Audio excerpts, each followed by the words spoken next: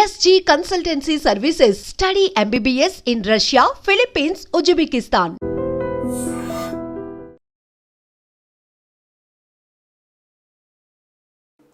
నమస్తే, welcome back to ID media. నేను మీ ఝాన్సీ. మనకి ఇప్పుడు సమ్మర్ సీజన్లో ఉన్నాం కాబట్టి టక్కున ఎవరైనా ఆయాసం వచ్చినా, నీరసం వచ్చినా, కొంచెం నాకు నీరసంగా అనిపిస్తుంది అనగానే మన ఫ్యామిలీ మెంబర్స్ తెచ్చిచ్చేది కొబ్బరి నీళ్ళు. ఆ కొబ్బరి నీళ్ళ మీద కూడా ప్రకృతి పరంగా వచ్చినా కానీ చాలా అపోహలు ఉంటాయి.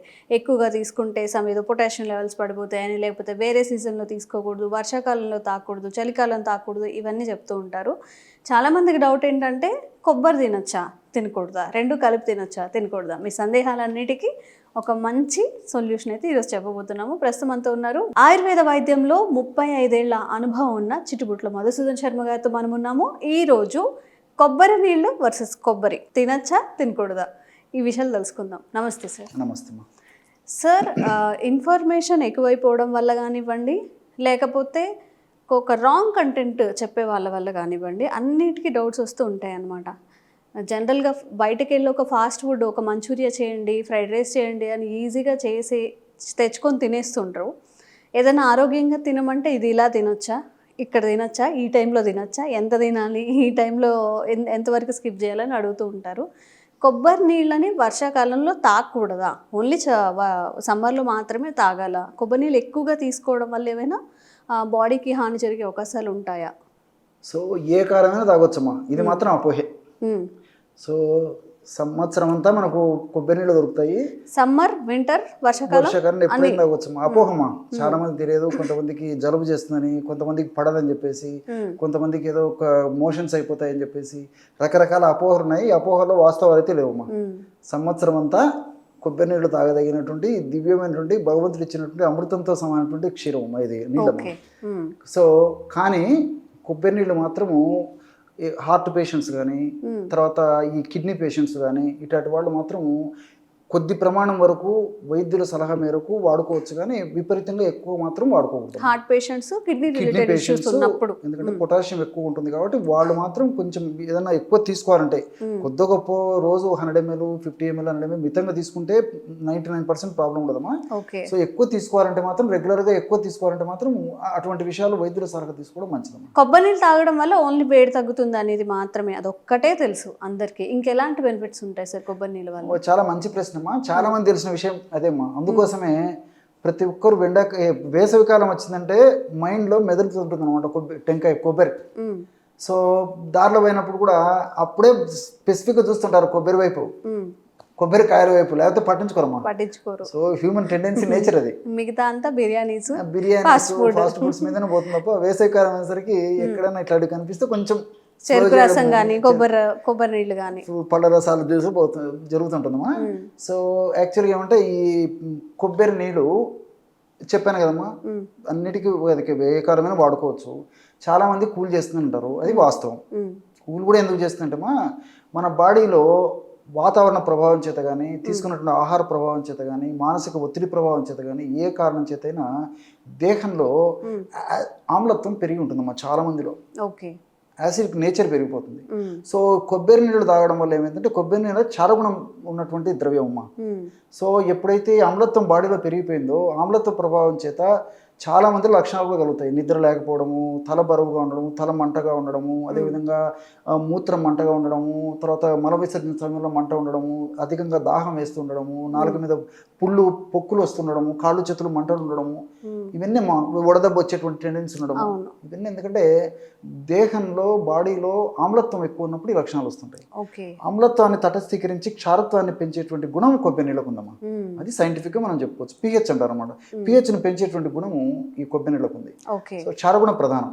సో మన బాడీకి కూడా ఆహార పదార్థాలు కూడా క్షారగుణ ప్రధానమైన ఆహార పదార్థాలు ఎక్కువ తీసుకోవాలమ్మా. కానీ మనం ఏం చేస్తున్నామంటే, మరి అవగాహన లోపంతో ఆమ్లగుణం ఉన్నటువంటి పదార్థాలు ఎక్కువ తీసుకుంటున్నాం కాబట్టి జబ్బులు కూడా ఎక్కువ వస్తున్నాయి. సో అది నాణానికి ఒకవైపు. సో ఈ కొబ్బరి నీళ్ళు తాగడం వల్ల మరొక ప్రయోజనం ఏంటంటే, ఈ గట్ బ్యాక్టీరియా, గుడ్ బ్యాక్టీరియా విపరీతంగా పెరిగిపోతుందమ్మా. మన బాడీలో జీర్ణ వ్యవస్థలో మంచి బ్యాక్టీరియా ఎంత ఎక్కువగా ఉత్పత్తి చెందితే అన్ని రకాలుగా మన ఆరోగ్యము, ఆయుష్ అంత అద్భుతంగా ఉంటుందమ్మా. ఎటువంటి అనారోగ్యాలు రావు, ఆయుష్ కూడా అంత బాగుంటుంది. చిన్న చిన్న జబ్బులు రావు, ఒకవేళ జబ్బులు వచ్చినా త్వరగా తగ్గిపోతాయి.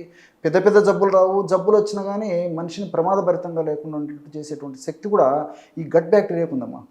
సో కాబట్టి అంటే మనకు ఎంత మంచి బ్యాక్టీరియా బాడీలో డెవలప్ అయితే అంత మంచిది. సో ఈ కొబ్బరి నీళ్ళు తీసుకోవడం వల్ల ఏమైతుందంటే ఆ గట్లో మంచి బ్యాక్టీరియా వృద్ధి చెందుతుందమ్మా. అంటే మంచి బ్యాక్టీరియాకి ఇది ఆహారం కూడా ఉపయోగపడుతుంది. సో మంచి బ్యాక్టీరియా వృద్ధి చెందుతుంది కాబట్టి మరి ఇన్ని రకాలుగా ఆరోగ్యానికి కూడా ఉపయోగకరంగా ఉంటుందమ్మా. సో ఆధునికంగా మనం ఆలోచించినప్పటికమ్మా ఈ ఆలిగోసాకరైడ్స్ అనేవి ఉంటాయమ్మా. ఫ్రక్టో ఆలిగోసాకరైడ్స్, గెలక్టో ఆలిగోసాకరైడ్స్, కైనటిన్స్, జియోటెన్సిన్స్ ఇలాంటివి అనేక రకాల రసాయన పదార్థాలు, తర్వాత ఈ సోడియము, తర్వాత ఈ పొటాషియము, క్లోరైడ్స్, ఎలక్ట్రోలైట్స్ ఇలాంటివి అనేక ఉంటాయమ్మా. సో నేను చెప్పినట్టు ఈ గెలక్టో సాకరైడ్స్, ఆలిగోసాకరైడ్స్ ఇట్లాంటివన్నీ కొన్ని రకాలైనటువంటి ఈ సాకరైడ్స్ ఏం చేస్తాయంటమ్మా ఈ గట్ బ్యాక్టీరియాని పెంచేందుకు ఉపయోగపడతాయమ్మా.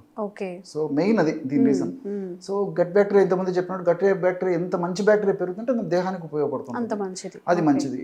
రెండోది ఏమంటే ఈ కైనటిన్స్, తర్వాత జియోజాంతిన్స్ ఇట్లాంటివన్నీ చెప్పాను కదమ్మా, జియోజెన్సిన్స్ ఇట్లాంటివన్నీ. సో ఇవేం చేస్తాయంటేమా ఈ ఉన్నటువంటి బ్యాడ్ బ్యాక్టీరియా మన దేహంలో ఏదైతే ఉందో ఆ బ్యాడ్ బ్యాక్టీరియా యొక్క వృద్ధి చెందకుండా ఉపయోగపడడంతో పాటు బ్యాడ్ బ్యాక్టీరియా వల్ల ఉత్పత్తి అయ్యేటువంటి ఇన్ఫ్లమేషన్ అనేటువంటి దాన్ని కూడా తగ్గిస్తాయమ్మా. సో ఈ మొదట చెప్పినవి అయితే గుడ్ బ్యాక్టీరియా పెరిగేందుకు ఉపయోగపడతాయి. ఇవి పరోక్షంగా గుడ్ బ్యాక్టీరియా పెరిగేందుకు ఉపయోగపడేవి కాకుండా కైనటిన్స్ అనేటువంటి ఈ యొక్క రసాయన పదార్థాలు బ్యాడ్ బ్యాక్టీరియా దేహంలో ఉత్పత్తి చేసి ఆ పేగు భాగంలో, దేహ భాగంలో దానివల్ల కలిగేటువంటి ఇన్ఫ్లమేషన్ ప్రక్రియను కూడా కంట్రోల్ చేసేస్తాము, ఇన్ఫ్లమేషన్ లేకుండా చేసేస్తాయి. అది కూడా మనకు మంచిదే కదమ్మా. అట్లా దానివల్ల ఆ యొక్క ప్రయోజనం కూడా జరుగుతుంది. రెండోది ఏంటంటే ఈ యొక్క పదార్థాలు అనేకమైన రసాయన పదార్థాలు ఉండడం చేత ఈ దేహంలో ఉత్పత్తి అయ్యేటువంటి హానికారకమైన రసాయన పదార్థాలు కొన్ని అనేక రకాల హానికారకమైన రసాయన పదార్థాలు ఉత్పత్తి అవుతుంటాయమ్మా. హానికారకమైన రసాయన పదార్థాల ఉత్పత్తిని నిర్వీర్యం చేసేందుకు కూడా ఈ యొక్క అనేక రకాల రసాయన పదార్థాలు ఈ కొబ్బరి నీళ్ళలో ఉన్న రసాయన పదార్థాలు ఉపయోగపడతాయమ్మా. దీనికి తోడు ఎలక్ట్రోలైట్స్ అమ్మా, చెప్పాను కదమ్మా. ఈ ఎలక్ట్రోలైట్స్ గుణం ఏంటంటే ముఖ్యంగా బాడీలో ప్రొడ్యూస్ అయ్యేటువంటి ఈ యొక్క ఫ్రీ రాడికల్స్ అంటారమ్మా, దీన్ని హానికారకమైన పదార్థాలు అని చెప్పుకోవచ్చు. ఈ ఫ్రీ రాడికల్స్ యొక్క ఉత్పత్తిని తగ్గిస్తాయి. ఆ ఫ్రీ రాడికల్స్ వల్ల బాడీలో ఏర్పడేటువంటి వివిధ రకాల అనారోగ్యాలను తగ్గించేటువంటి శక్తి ఇందులో ఎలక్ట్రోలైట్స్ ఉందమ్మా. సో అందుకే దేవతలకు అమృతం ఎట్టునో మానవ మాత్రులకు భగవంతుడు ప్రసాదించిన అమృతం కొబ్బరి నీళ్ళమ్మా. సో అంత అద్భుతంగా పనిచేస్తాయమ్మా. సంవత్సరం అంతా వాడుకోవచ్చు. చాలా మందికి తెలియకట్లా చెప్తారమ్మా. ఓకే సార్, ఒక అపోహ ఉంది, అపోహను మీరు చెప్తే తెలుసుకోవాలని ఉంది. కొబ్బరి ప్లస్ కొబ్బరి నీళ్ళు ఒకసారి తినకూడదు అని చెప్పి ఇది నిజమేనా? ఇది కూడా అపోహ, అవగాహన లోపం చేత వాళ్ళ మనసులో ఏర్పరచుకున్నట్టు భావాలు అవన్నీ. సో యాక్చువల్గా ఏంటంటే రెండు కలిపి తీసుకోకూడదు. సో రెండు కలిపి తీసుకోవడం వల్ల నేను ఇంకొక రకంగా అర్థం చేసుకున్నాను. అంటే సపరేట్ తీసుకోవడం మంచిదా, రెండు కలిపి తీసుకోవడం మంచిదా అని అర్థం చేసుకున్నామా. సో రెండు కలిపి అయితే తీసుకోకూడదమ్మా. ఎందుకంటే కొబ్బరి నీళ్లు దాంట్లో ఉంటే ఎలక్ట్రోలైట్స్ ప్రభావం చేత కానీ, చక్కెరల ప్రభావం చేత కానీ, ఇతర కెమికల్స్ ప్రభావం చేత కానీ, పోషక విలువల ప్రభావం చేత కానీ ఇమ్మీడియట్గా శక్తినిచ్చేటువంటి ద్రవ్యం కాబట్టి కొబ్బరి నీళ్ళు తాగినటువంటి వెంటనే బ్లడ్లో కలిసిపోయి ఇమ్మీడియట్ ఎనర్జీ వచ్చేదానికి ఉపయోగపడుతుంది. కానీ కొబ్బరి ఇందులో ఉన్నటువంటి ఫ్యాట్స్ అనుకోనివ్వండి, ఇతర పదార్థాలు అనుకోనివ్వండి, జీర్ణం కావడం టైం పడుతుందమ్మా. సో ఎప్పుడైతే మనం కొబ్బరి నీళ్లు తాగేసి వెంటనే ఈ కొబ్బరి తింటాము అప్పుడు రెండు లోపల కొట్లాడుకుంటాయి. సో త్వరగా ఈ కొబ్బరి నీళ్ళు త్వరగా పేగులు పీల్చుకోకుండా ఇది అడ్డుపడుతుంది. సో దానివల్ల అనుకున్నంత స్థాయిలో రిజల్ట్ ఉందమ్మా.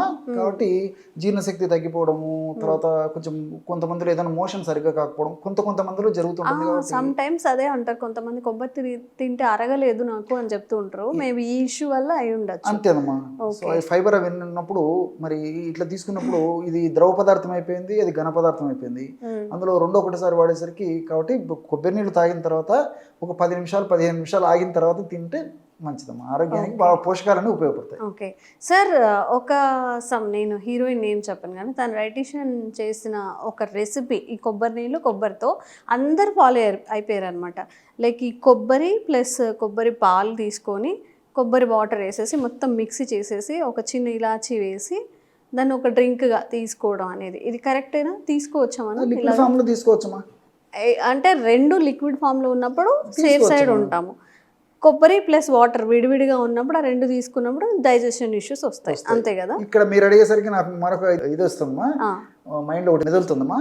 సో ఈ కొబ్బరి నీళ్ళు కొంతమంది ఈ మధ్య కాలంలో ఈ అనిమల్ మిల్క్ కాకుండా న్యాచురల్ మిల్క్ తీసుకోవాలనేటువంటి కాన్సెప్ట్స్ పెరిగిపోతున్నాయమ్మా. సోయా పాలు అని చెప్పేసి, తర్వాత ఈ కొబ్బరి పాలు తీసుకోవడము, ఇట్లా తర్వాత ఈ కోకోనట్ ఇది గ్రౌండ్ నట్ మిల్క్ తయారు చేసుకొని తీసుకోవడం, ఈ కాన్సెప్ట్స్ అన్ని పెరిగిపోతున్నాయి. సో ఈ కొబ్బరి పాలు, కొబ్బరి నీళ్ళు తాగిన తర్వాత కొబ్బరిని మనం చిన్న చిన్న ముక్కలు చేసేసి మిక్సీలో వేసిన కొబ్బరి తురుము తీసుకొని పచ్చి కొబ్బరి పిండిన వాటర్ వచ్చేస్తుంది. కావాలంటే రెండు కలిపి తాగొచ్చు, వెంటనే తాగొచ్చు, అట్లాంటి ప్రాబ్లం అయితే ఉండదు. Okay okay. సో ఇవి ఏమైనా తినమంటే ఇన్ని డౌట్స్ వస్తాయి కాబట్టి కొబ్బరి నీళ్ళు, కొబ్బరి గురించిన ఇన్ఫర్మేషన్ ఇది. ఇంకా మీకు ఏదైనా సందేహాలు ఉంటే కామెంట్స్ రూపంలో తెలియజేయండి, తప్పకుండా వీడియో చేసే ప్రయత్నం చేస్తాం. Thank you sir. నమస్తే. Sir, one life lesson what medicine has taught you. Whatever you can do without expecting.